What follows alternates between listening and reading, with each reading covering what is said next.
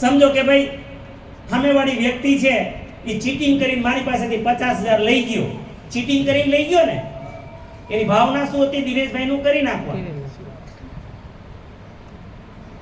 સમજે જ વાત? ભાવના શું હતી? એવાનું પરિણામ શું આવશે? આનો હિસાબ કિતાબ કેવો છે ખબર? કમ્પાઉન્ડિંગ ઇન્ટરેસ્ટ, ચક્રવૃદ્ધિ વ્યાજ. એટલે જે લઈ ગયો હોય ને તો બે વાત થઈ. કદાચ 50,000 લઈ ગયો તો કાંઈ એના લેણા હોય તો મારે લોન ચૂકવાઈ ગઈ, તોય મારે દુખી થવાનું નહીં, કારણ લોન ભરાઈ જાય તો ભાઈ મજા ન આવે. અને જો લોન નહોતી તો આપણી એફડી થઈ. ત્રીજો રસ્તો નથી. તમારા મગજમાં ઉતરે તોય ભલે અને ન ઉતરે તોય ભલે.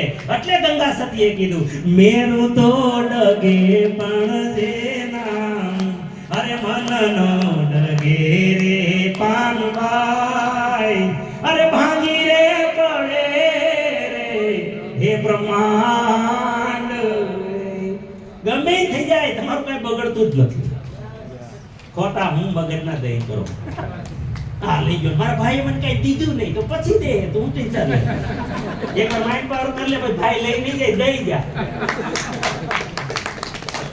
આ જેને સમજાઈ ગયું ને ભાઈ, અમારા આરસીએમ પરિવારની અંદર હું આ ઊભું કરું છું એટલે કોઈ કોઈનું લેવું નહીં, ઉપર ઋણ ચડાવતા શીખો. કોઈને મદદ કરતા શીખો, કોઈનું લેવાનું નહીં. નહીં લેવા નથી જોતું, નથી. કારણ કે ટકતું જ નથી, સત્ય જ નથી, એનો કોઈ અર્થ નથી. એ ભ્રમ છે, અને ભ્રમમાં જીવીની પરપોટો છે, એ ફૂટી જાય એનો કોઈ અર્થ. સમયનો બગાડ છે. કોઈનું લેવું ના એ સમયનો બગાડ છે. સત્ય છે જ, સત્ય છે. તો આજથી મૂંઝાવાનું નહીં. રેકોર્ડિંગ કરે છે ભગવાન, બધાય રડ્યા કરે ભગવાન પાસે જાય. ભગવાન પછી બિચારા ઓલા જોક્સ કરે કે આ મંદિરમાં જેટલા જાય ને બધા માગવા જાય. ખબર નથી મને, તો હું પેલા એ લાઈનમાં જ હતો. આ શીખવાડ્યું તો હું શીખવાડ્યું છું. ભગવાન પાસે કામ જવાનું, માંગવાનું, પ્રાર્થના કરવાની. પછી ખબર પડી કે માલિક તો આપણે છીએ, ઓલો બિચારો સેવક છે.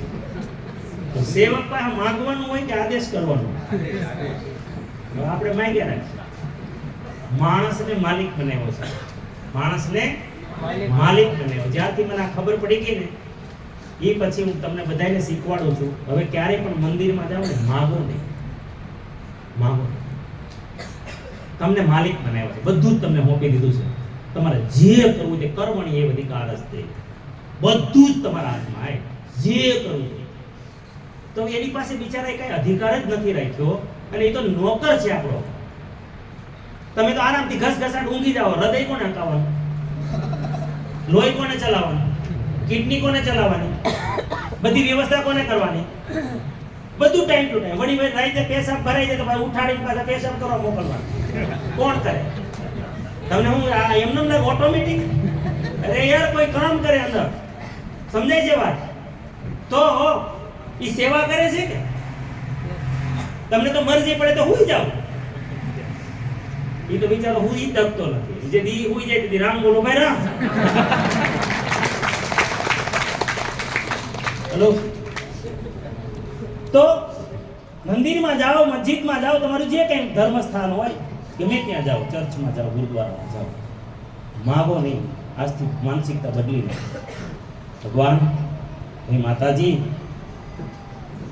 તે મને ધન્ય કરી દીધો છે. પહેલા તો 84 લાખ યોનીમાં કીડા મકોડા ઘોડા ગધેડા ન બને એવા મને મનુષ્ય બને, સર્વશ્રેષ્ઠ યોની. આ સૌથી મોટો ઉપકાર તો માં ભગવાન તે ભાવ કર્યો છે. હવે તારે ગમે ત્યારે જરૂર હોય ને કાંઈ પણ તો તું મને કહેજે, મારા લાયક કાંઈ પણ કામ હોય, મૂંઝાતી નહીં માં, હું કરી આપીશ.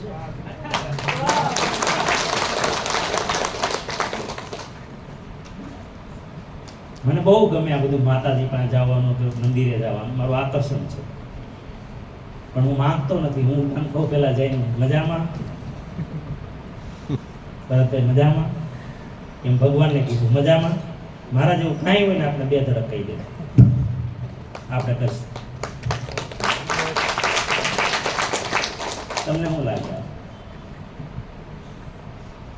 આના માટે ઈશ્વરે મોકલ્યા છે, આના માટે જ મોકલ્યા છે. આ સમજતા નથી. આપણને બકરા બનાવી દીધા. અહીંયા સિંહ છીએ આપણે, માનસિક રૂપે બકરા બનાવી દીધા. સમજાય છે? પછી તો હાલત કેવી થઈ છે આપણી ખબર છે? તમે બધાય વાર્તા તો કયા ધોરણમાં આવતી? બહુ એક્ઝેક્ટ યાદ નથી. ચોથા પાંચમા વાય તો વાર્તા આવતી પંચતંત્રની કે એકવાર સિંહનું બચ્ચું છૂટી ગયું એને માથી, અને પેલા રબારી ભાઈએ, ભરવાડ રબારી જે આપણા ઘેટા બકરા ચારતા હતા, તો એને પછી લઈ લીધું. બીમાર જેવું હતું તે એને પાળી પોસીને મોટું કર્યું. તો એ રોજ ઘેટા બકરા ચારવા જાય જંગલ પાસે, ને ભેગું મોટું થયું. તો ઘેટા ભેગો સિંહ મોટો થઈ ગયો, જુવાન થઈ ગયો. તો એક દી ઓરિજિનલ જંગલમાંથી સિંહે ધાડ પાડી ઘેટા ટોળા ઉપર. તો ઘેટા તો પછી ખબર ને રફે દફે બધું ચારે બાજુ રફે દફે, જેમ ટમેટું પડે અને જેમ બી રફે દફે થઈ જાય એમ બધા ઘેટા રફે દફે. ઈ તો ઠીક, ઓલો સિંહ રફે દફે. ઈ ક્યાંય ગોતું ન જોડે. આમ આખો જેમ ઉભો રહ્યો ઘેટાની જેમ. ઓલા સિંહે ઘેટાને મારવાનો પ્લાન બંધ રાખ્યો, ઓલા સિંહને પકડ્યો પેલા. ઈ કે ખોટા તું હું કામ ભાગસ?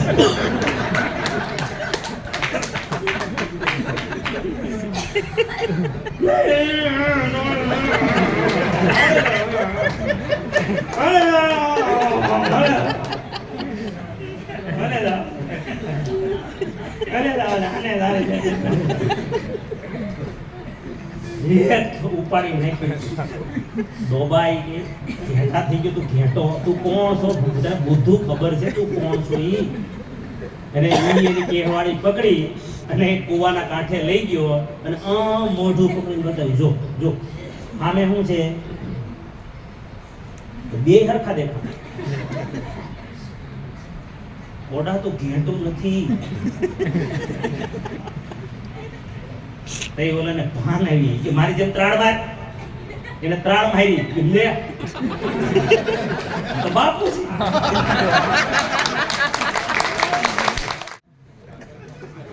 એવું આપણું બધાયનું થયું છે ને, એટલે માઇન્ડ પાવર કરવું. અવળા ટોળા ફીટ થઈ ગયા છો. એ આપણે સીએ નહીં, તમે જે તમે સમજી બેઠા છો ને, એ સિંહ સીએ અને ફસાઈ ગયા છો અલગ જગ્યાએ. તમારો દોષ નથી, કારણ કે રિયાજ એની ભેગા. મેં મારી ટોળી બદલી નાખી એટલે હું બદલાઈ ગયો, હું એમાં જ હતો. સમજાણું? મને પાંડુરંગ શાસ્ત્રીજીએ બહાર કાઢી લીધો. તું ઘેટું નથી બેઠા, તું તો રાજ કરે એવો માણસ છે, બહાર નીકળ. એમ તમે બધા સામાન્ય નથી ભાઈ. જે વિચારધારામાં જીવો છો એ વિચારધારાના નથી. બહાર આવો. એટલે ભગવાને કીધું તું માલિક છે, તું કેમ હું એ કરીશ. આ અમલ કરે, આયોજન કરે, પૃથ્થકરણ કરે, સર્જન કરે છે. એટલે સર્જન કરે, જેટલું સંસારમાં સર્જન છે ને બધું આનું છે, સબકોન્શિયસ માઇન્ડ, અજાગ્રત મન. આને સ્થળ અને સમયની મર્યાદા છે. બુદ્ધિ છે એ જો અત્યારે આપણે બધા અહીંયા શું કામ આવ્યા? આપણને મર્યાદા છે એટલે અહીંયા આવવું પડ્યું છે કે અત્યારે તમે મને ખાલી જોઈ શકો, મને સાંભળી શકો, આ સમયે બીજું કાંઈ ન કરી શકો. એમ હું તમારી સામે પ્રોગ્રામ આપી શકું, આ સમયે બીજું કાંઈ કામ ન કરી શકું. એ મારી મર્યાદા છે. એ કઈ મર્યાદા છે? બુદ્ધિની, જાગ્રત અવસ્થાની. પણ આ છે ને, આને કોઈ મર્યાદા જ નથી. તમે નથી અને તમારા ટોટલ આપણા કામ થઈ રહ્યા છે ને, એ આ પાવર ઓફ સબકોન્શિયસ માઇન્ડ. અને એને કોઈ અંતર નથી, કોઈ અંતર એને લેવા દેવાની. અમેરિકામાં એટલું જ કામ કરે છે અહીંથી કે તમે જે કરો તે. એટલે એને કોઈ મરી એક સાથે હજારો કામ કરે. આને કેળવી શકાય, આને કેળવવાની જરૂર નથી, કારણ કે પરમાત્માને કેળવવું ન પડે. આ ધ્યેય નથી. સૌથી મોટો ગુણ આનો શું છે? આની પાસે ધ્યેય નક્કી કરવું કે મારે શું પ્રાપ્ત કરવું છે. કારણ આ ધ્યેય પ્રાપ્ત કરી આપે છે. આ સેવા કરે છે, આ સેવક છે, આ બનાવી આપે છે, આ રસોઈયો છે, આ કડીઓ છે, તમે જે કેવું ત્યાં કારીગર છે, ચીંધવા વાળો કોણ છે? અને આ રાઈટ માત્ર મનુષ્ય પાસે છે. વિચાર તો કરો તમે કોણ છે? મનુષ્ય નક્કી કરે એ આ કામ કરે. એટલે માણસને આ ખબર નથી આની કે યાર આપણે નક્કી કરીએ એ થાય, એટલે આપણે 1 થી 10% માં ઉપયોગ નથી કરી શકતા. આ વાત જ ખબર નથી. અને જેને ખબર પડી, ધીરુભાઈ અંબાણી નહીં ખબર પડી ગઈ હતી આ રહસ્ય, એટલે માણસ બોલતો ગયો, થતું ગયું, બોલતો ગયો, થતું ગયું, બોલતો ગયો, થતું ગયું. આપણને ભરોસો નથી એટલે આપણું થતું નથી. અને જ્યાં સુધી નહીં હોય ત્યાં સુધી થશે નહીં. જે દિવસે આવી ગયો, હા